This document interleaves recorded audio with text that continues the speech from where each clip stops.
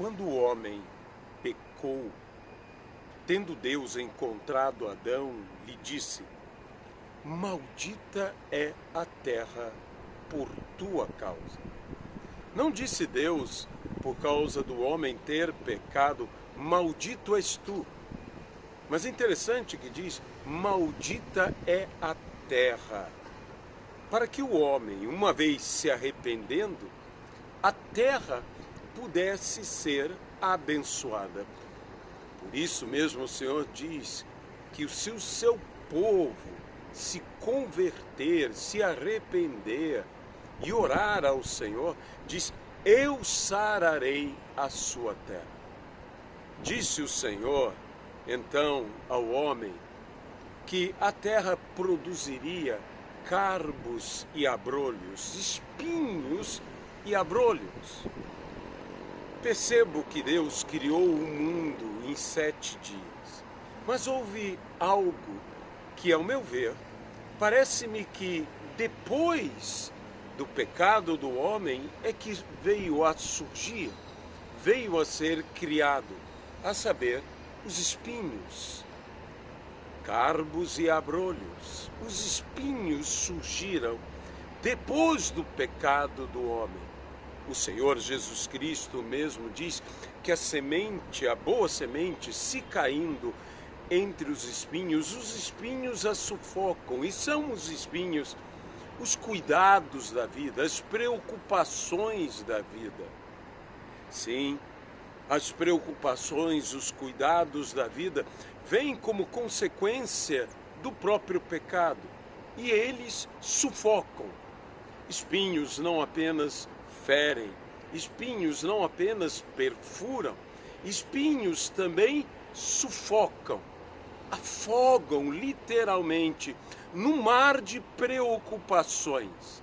Não é sem motivo, e não foi sem motivo, que a coroa de Jesus Cristo, ao ser levado à cruz, era uma coroa de espinhos, porque que melhor lugar dos cuidados e preocupações da vida estarem do que estarem na cabeça. Ora, isto produziu, e Deus assim o disse, e assim foi feito. E disse o Senhor ainda, comerás da relva da terra. E se Deus tivesse parado aí, o homem, eu, você e todos nós, comeríamos semelhantes aos que pastam, comeríamos semelhantes às bestas.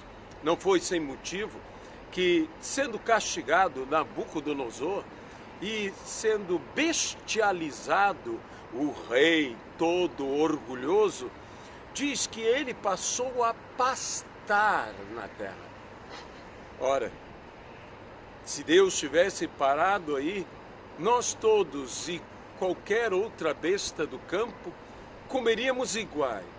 Mas Deus diz, no suor do teu rosto comerás o teu pão. Tendo o rei Nabucodonosor se arrependido e louvado a Deus, diz que voltaram e assentaram no trono.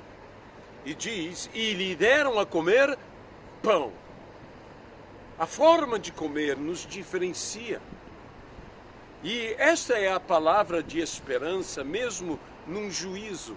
Porque Deus, nos dando juízo, nos dando, digamos até o castigo, não nos deixa de dar com todas estas coisas esperança. Uma palavra de amor e de graça a todos nós. E essa palavra para o homem foi pão. Se eu fosse Adão, eu perguntaria a Deus, tudo bem, mas o que é pão?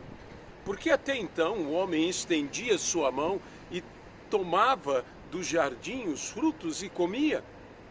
Mas agora Deus lhe diz que comeria da relva da terra, mas comeria o quê? O seu pão. No suor do seu rosto comeria o seu pão. O que é pão? Pão é tomar o grão e transformar o grão, fazer em farinha, agregar à farinha o que for necessário, levar ao fogo, ao forno, e assim tomar e comer o pão. Pão significa ter o poder para transformar as coisas. Não ter que engolir tudo conforme está. Ter o poder de transformar algo que de outra maneira não seria tão agradável, tão saboroso, em algo aprazível, em algo saboroso. Pão é a própria civilização, é o próprio mudar que o ser humano tem de tudo ao seu redor. Deus nos deu o poder. Não será fácil.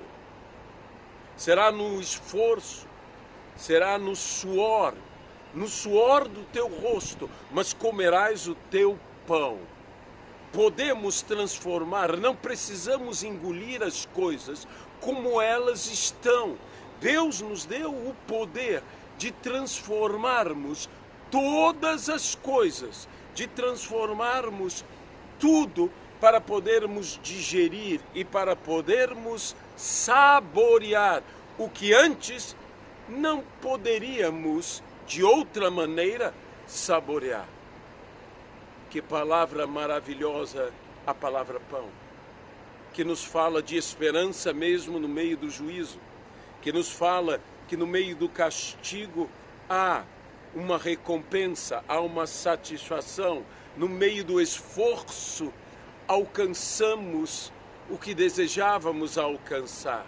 Não podemos apenas semear a terra, não podemos apenas colher a terra, da terra as sementes, os frutos. Isso faz parte do processo.